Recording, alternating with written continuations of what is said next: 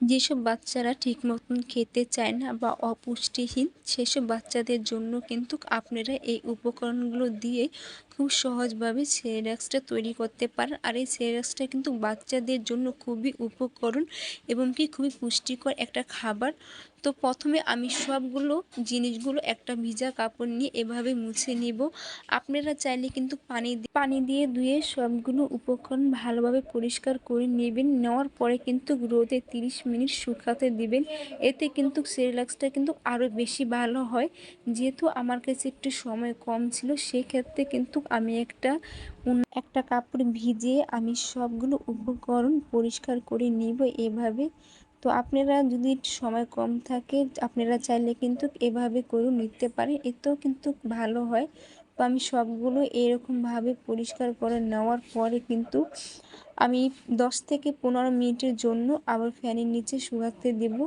এই কাজটা কিন্তু আপনার সবাইকেই করতে হবে। তো আমি ফ্যানের নিচে 5 থেকে 10 মিনিট রেখে দেব। রাখার পর আমি এক এক করে সবগুলো জিনিস ভেজে নেব।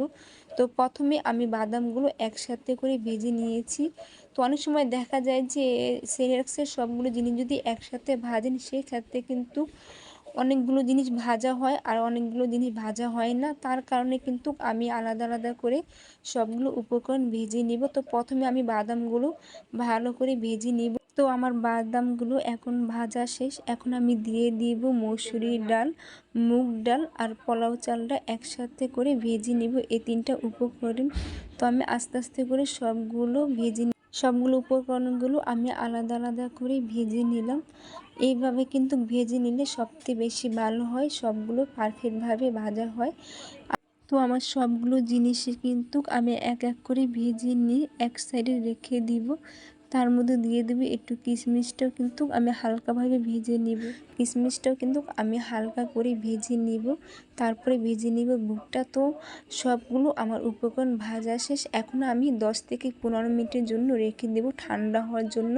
তো আমার ঠান্ডা করা শেষ। এখন আমি সবগুলো উপকরণগুলো আমি ব্লেন্ডারের ভিতরে একসাথে করে দিয়ে দিব। তো দেওয়ার পরে কিন্তু এগুলো আমি পাউডার করে নিব। তো আপনারা সেক্ষেত্রে একটু খেয়াল রাখবেন যেন সবগুলো জিনিস একসাথে সুন্দরভাবে মিশে যায় এবং কি পাউডার হয়। তো পাউডার করে নেওয়ার পর কিন্তু একটা চালনি নেবেন। চালনি নেওয়ার পর সবগুলো উপকরণ একসাথে ঢেলে দিয়ে চেড়ে নেবেন। তো চালার পর একটা জিনিস খেয়াল রাখবেন, যেগুলো আপনার দানা দানা একটু থাকবে বেশি, সেগুলো কিন্তু আপনারা চাইলে আবারও ব্লেন্ডারে দিয়ে কিন্তু ফাঁকি করে নিয়ে আবারও ভালোভাবে চেনে নেবেন। এতে কিন্তু সবগুলো উপকরণগুলো পারফেক্টভাবে চালা হয় এবং কি ব্লেন্ডার করা হয়। তো আমার সেরেলাক্সটা তৈরি করা একদমই শেষ হয়ে গেছে। আপনারা চাইলে কিন্তু এরকম করে সেরেলাক্সটা তৈরি করতে পারেন। তো আমার তৈরি করা শেষ। এখন আমি একটা খালি বয়ামে রেখে দেবো। এগুলো কিন্তু 1 থেকে 2 সপ্তাহ পর্যন্ত আপনারা বাচ্চাদের খাওয়াতে পারবেন খুব সহজভাবে।